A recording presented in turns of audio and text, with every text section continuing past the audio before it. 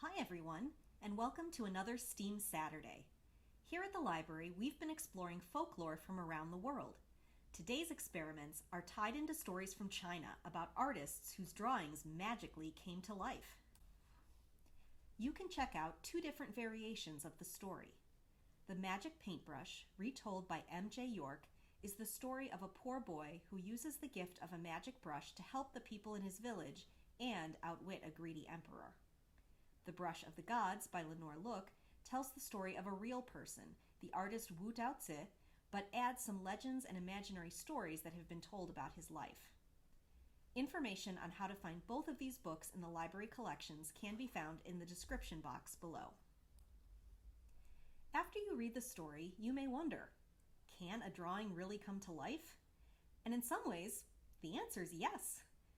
The first way that we can make a drawing appear to come to life is through a technique called hand-drawn animation.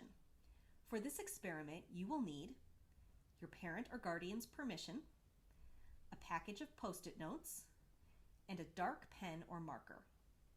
Start with the very bottom Post-it note on the pad. Make a dark circle all the way along the right edge of the note about halfway up from the bottom. Let the next Post-it fall down to cover your drawing. Make the same dot again, but this time make it a little closer to the center and a little closer to the bottom. Do the same thing with the next Post-it note. Once again, make the dot a little closer to the center and a little closer to the bottom than the dot before. When your dot reaches the bottom, change what you are doing so that the dots now move up from the bottom and continue towards the left edge of the pad. When your dot has reached the left edge of the pad, stop. Now, rapidly flip through your drawings. Does it look like a bouncing ball? Hand-drawn animation works by creating a series of still images that are each a little different from the other. When the images are shown rapidly one after another, it tricks your brain into thinking it is seeing movement. Many of your favorite cartoons and animated movies use this technique. Another way to make a drawing move is to use a little chemistry. For this experiment, you will need your parent or guardian's permission, dry erase markers. New or newer markers are best. Make sure that your marker is labeled non-toxic. A dish or container made of smooth, non-porous material. A glass dish worked best for me, but other people have used ceramic or plastic. Make sure that your parent or guardian is okay with you drawing on the dish. You can also find cheap glass and ceramic dishes at a local dollar store or Goodwill. A cup of room temperature water. And finally, you can grab a straw to use for this experiment, but that's optional. First, draw a simple figure on the bottom of the dish with the dry erase marker.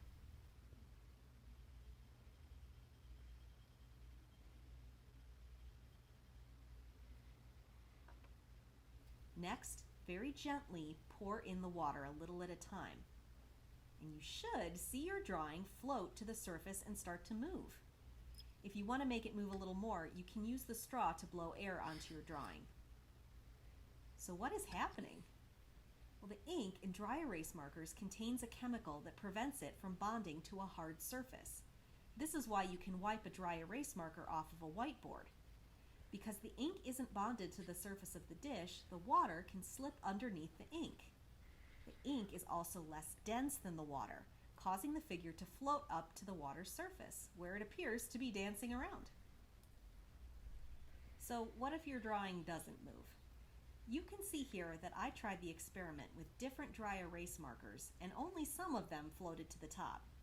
If your drawing doesn't move at first try, don't get discouraged. Instead, try using different brands or colors of dry erase markers. You could also try using a different dish. If glass didn't work, maybe try a plastic dish or ceramic. And that's it.